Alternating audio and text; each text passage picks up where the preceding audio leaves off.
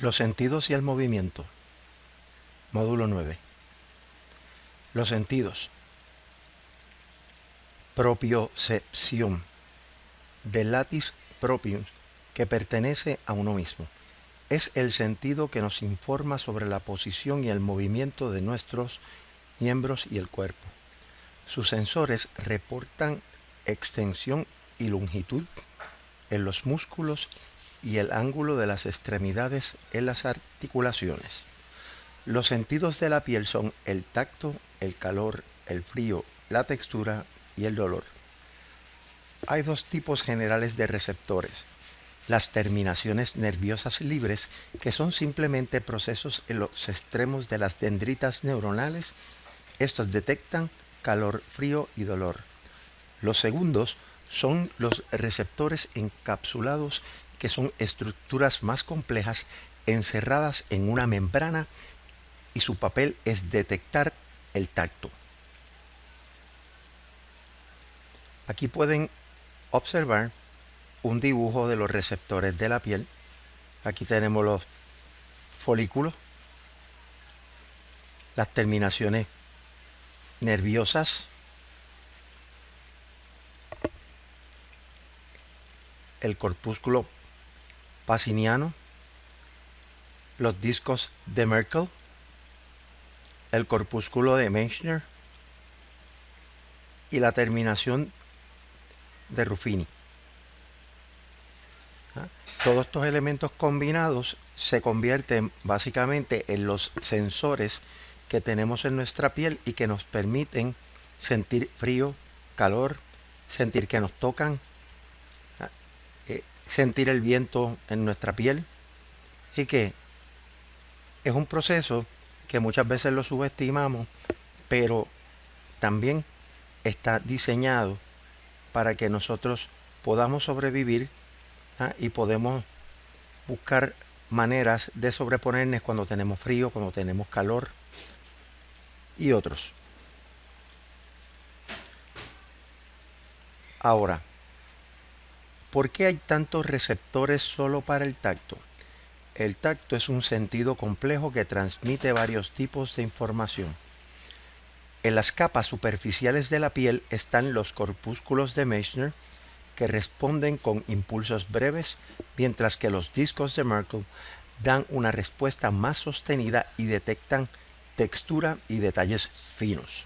Ya pueden ver las funciones que tienen cada uno de estos elementos, ¿verdad?, en lo que son los sentidos, especialmente en el tacto. Continuando con los sentidos, los corpúsculos parisianos y las terminaciones de Ruffini están en las capas más profundas, donde detectan el estiramiento de la piel y contribuyen a nuestra percepción de la forma de los objetos agarrados. Cuando usted agarra un objeto, estos dos tipos de estructura, tanto los corpúsculos de Panisian y las terminaciones de Ruffini, hacen que usted pueda percibir cuando está apretando fuerte, cuando está apretando suave. ¿Por qué? Porque debido a que la densidad de los receptores de la piel varía en todo el cuerpo, también lo hace la sensibilidad. Por eso uno, sobre todo y aquí se combina no solamente los sentidos, sino también la parte motora. Hay veces que uno hace mucho más esfuerzo para poder tocar algo y tocarlo fuerte, y hay veces que uno simplemente lo toca de manera liviana. Eso ayuda a detectar el grado de sensibilidad dentro de lo que es el tacto. Por ejemplo, también las yemas de los dedos y los labios son más sensibles, y los brazos superiores y las pantorrillas de las piernas son menos sensibles, como el ejemplo que les traje anteriormente. Continuando con los sentidos de la piel son detectados por terminaciones nerviosas libres que tienen receptores diferentes que hacen las neuronas un estímulo específico. Podemos responder a una amplia gama de temperaturas al menos dos receptores diferentes detectan diferentes niveles de calor y otro receptor responde al enfriamiento de la piel o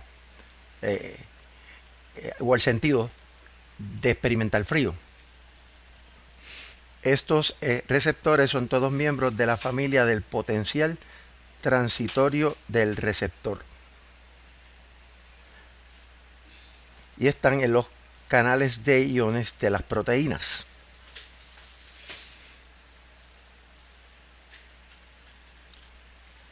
La detección del dolor también requiere varios receptores, sobre todo debido a la variedad de fuentes de dolor. Estas fuentes se categorizan como térmicas, químicas y mecánicas. Dos receptores del TRP responden al calor intenso y el frío intenso. Los receptores químicos reaccionan ante una amplia gama de irritantes químicos. El más conocido es el receptor de dolor de calor TRPV1, que también responde a la capsaicina.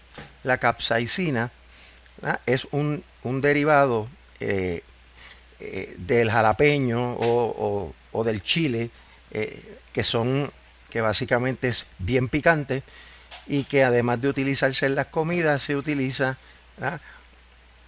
para ayudar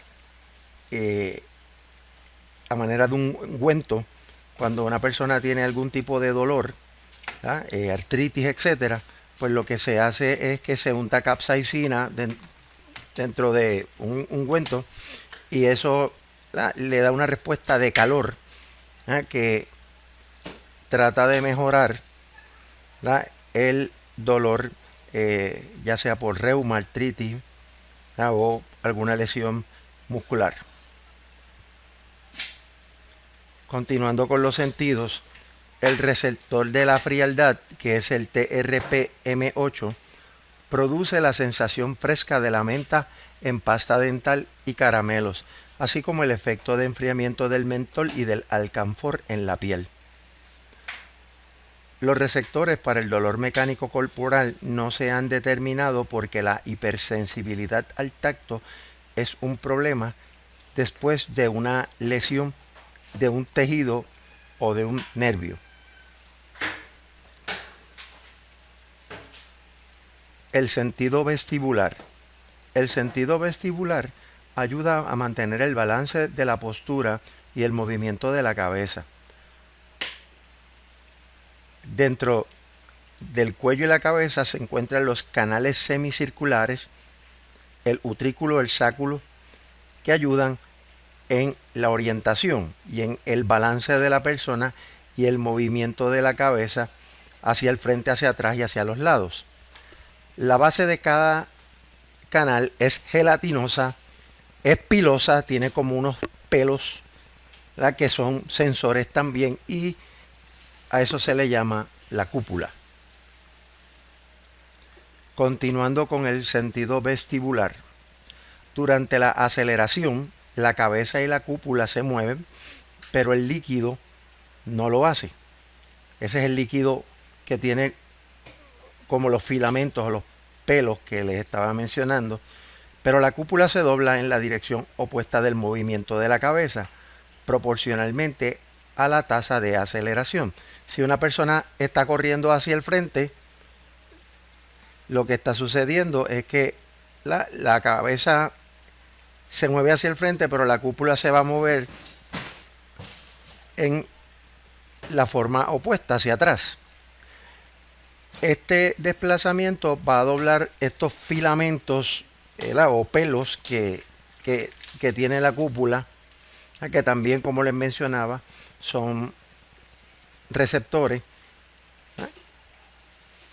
y tanto la cúpula como el canal semicircular se van a unir, y se va a crear en la cúpula un proceso de despolarización de las membranas de las neuronas que se encuentran ahí, y eso va a aumentar la velocidad del disparo. Por eso es que, por ejemplo, si yo estoy corriendo y me tengo que mover de un lado a otro, ese movimiento va a estar dictaminado por el canal semicircular y la cúpula, y a nivel neuronal va a hacer disparos que hacen que me voy a mover de un lado a otro mucho más rápido. Esos disparos neuronales lo que hacen es permitir que eso ocurra, ¿no? Al mover la cabeza en la dirección opuesta, los filamentos se doblan en la otra dirección, nuevamente lo repito, y eso hace también que se dé una hiperpolarización neuronal. Y cuando hay una hiperpolarización, disminuye el disparo. Continuando con el sentido vestibular, la posición del utrículo y del sáculo en lo referente a la gravedad activa los receptores o las células pilosas o con filamentos, que están cubiertas con una masa gelatinosa incrustada con pequeños cristales de calcio llamados otolitos. Cuando la cabeza se inclina, la gravedad desplaza la masa y las células con filamentos se despolarizan o se polarizan dependiendo de la dirección de la inclinación. Los receptores de la célula de filamentos en el utrículo se organizan a manera de un remiendo horizontal o de una red horizontal, mientras que los receptores del sáculo están o se ubican en una pared vertical. Juntos, los dos órganos pueden detectar inclinación en cualquier dirección. Continuando con el sentido vestibular. El sentido vestibular no es solo para ajustar la posición del cuerpo, sino también sirve para identificar la localización de objetos en espacios tridimensionales. El cerebro combina la información sobre la localización espacial del objeto con las entradas del sentido vestibular y la propiocepción para decirnos qué movimientos del brazo o de la mano se requieren. La propiocepción también dispara los movimientos reflexivos del ojo que mantienen enfocado nuestra mirada hacia un objeto mientras que giramos nuestra cabeza o mientras que nuestro cuerpo se mueve hacia arriba y hacia abajo cuando caminamos. Continuando con el sentido vestibular.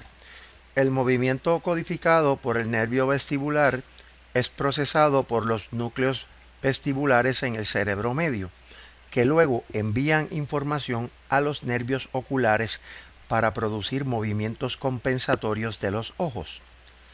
Cuando la gente tiene problemas de equilibrio, uno de los primeros signos clínicos es la incapacidad para observar un objeto cuando éste se mueve.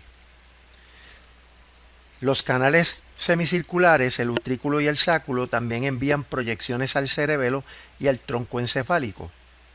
Y también hay un camino hacia la corteza, especialmente a un área llamada la corteza parieto-insular vestibular, o PIV.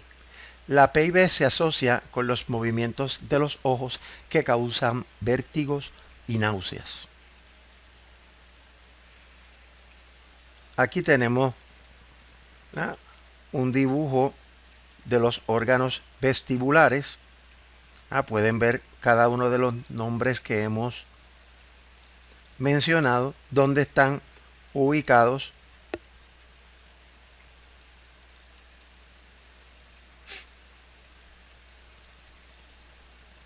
Y también las famosas células pilosas o filamentos, las neuronas, como todos estos elementos, que podemos ver la cóclea por ahí que está asociada también a la audición, que como mencionábamos anteriormente, estos movimientos pueden llevar a causar mareo, también están asociados con la audición. Ahora vamos a hablar de la corteza somatosensorial o las cortezas somatosensoriales y la corteza parietal posterior. El cuerpo se divide en segmentos llamados dermatonos. Cada uno está asociado por un nervio espinal.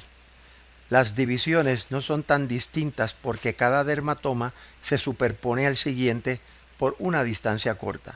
De esta manera, si un nervio se lesiona, el área no perderá la sensación. La información del sentido del cuerpo entra en la médula espinal vía los nervios espinales o el cerebro vía los nervios craneales y viaja hacia el tálamo. A partir de ahí, las neuronas del sentido corporal se mueven hacia el área de proyección, la corteza somatosensorial, localizada en los lóbulos parietales detrás o justo detrás de la corteza motora primaria y el surco central. Continuando con la corteza somatosensorial y la corteza parietal posterior, podemos decir que, al igual que con el sistema auditivo, la mayoría de las neuronas se cruzan de un lado del cuerpo al otro lado del cerebro, por lo que el tacto de un objeto sostenido en la mano derecha se registra principalmente en el hemisferio izquierdo. Los sistemas sensoriales tienen muchas similitudes organizacionales y funcionales. Una comparación de la corteza somatosensorial con la corteza visual puede ilustrar dicho punto. En primer lugar, contienen un mapa somatotópico del cuerpo con las partes adyacentes del cuerpo representadas en las partes adyacentes de la corteza, el lado izquierdo con el derecho y el derecho con el izquierdo. Al igual que la corteza visual contiene un mapa de la retina y la corteza auditiva contiene un mapa de la cóclea. En segundo lugar, algunas de las células corticales tienen campos receptivos complejos en la piel. Algunos de ellos tienen centros excitatorios y rodean inhibidores como los que vimos en el sistema visual. Aquí que es interesante porque, a pesar de que estamos hablando de los sentidos, sobre todo el tacto, la percepción de frío y calor, también todo esto funciona de manera sistémica. El cerebro organiza, orquesta todos estos sentidos y los combina con aspectos tales como la audición, la visión, el movimiento corporal, y eso es lo que hace, ¿verdad?, que nuestros sentidos sean bastante precisos, ¿verdad?, en lo que experimentan, en lo que perciben, porque combina una serie de factores de manera sistémica. Continuando con la corteza somatosensorial y la corteza parietal posterior, algunos de ellos son bastante grandes, mientras que los campos inhibidores más pequeños se agudizan. La localización de la excitación ayudan a distinguir los puntos que tocan la piel. También otras neuronas somatosensoriales con campos complejos son detectores de características. Tienen sensibilidades para la orientación, la dirección del movimiento, la forma, la curvatura superficial y la textura. Aparentemente, estas neuronas combinan insumos de otras neuronas que tienen funciones más sencillas, al igual que las células visuales que integran las entradas de múltiples células simples. Continuando con la corteza somatosensorial y la corteza parietal posterior, la corteza somatosensorial primaria consiste de 4 áreas, cada una de las cuales contiene un mapa somatotópico del cuerpo y juega un papel en el procesamiento de la información sensorial del cuerpo.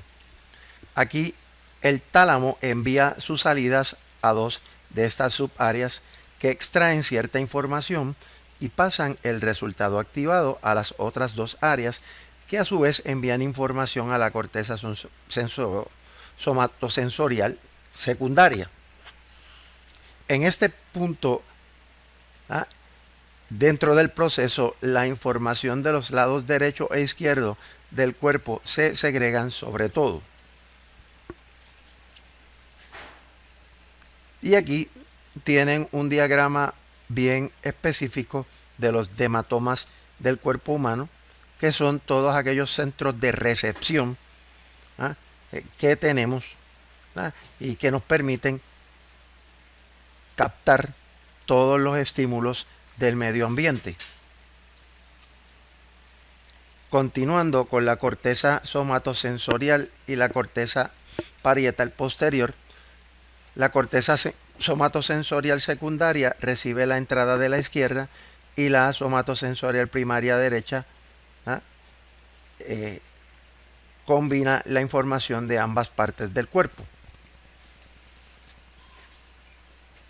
Las neuronas en esta área son particularmente sensibles a los estímulos que han adquirido significado, por ejemplo, por asociación con una recompensa. La corteza somatosensorial secundaria envía conexiones a la parte del lóbulo temporal que incluye también al hipocampo. El hipocampo es importante en el aprendizaje, sobre todo a corto plazo, por lo que estas conexiones probablemente contribuyan a la formación de la memoria cuando la información somatosensorial está involucrada.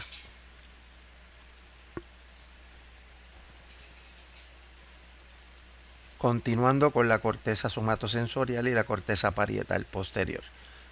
Los proyectos primarios de la corteza somatosensorial a la corteza parietal posterior, así como a la corteza somatosensorial es secundaria.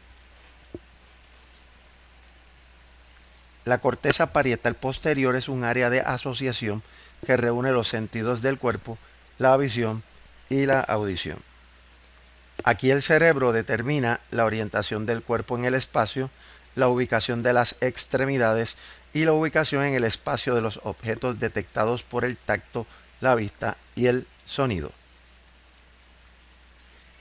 Continuando con la corteza somatosensorial y la corteza parietal posterior, la corteza parietal posterior se compone de varias subáreas que son sensibles a diversas modalidades del sentido y hacen diversas contribuciones a la interacción de una persona con su medio ambiente, con su mundo.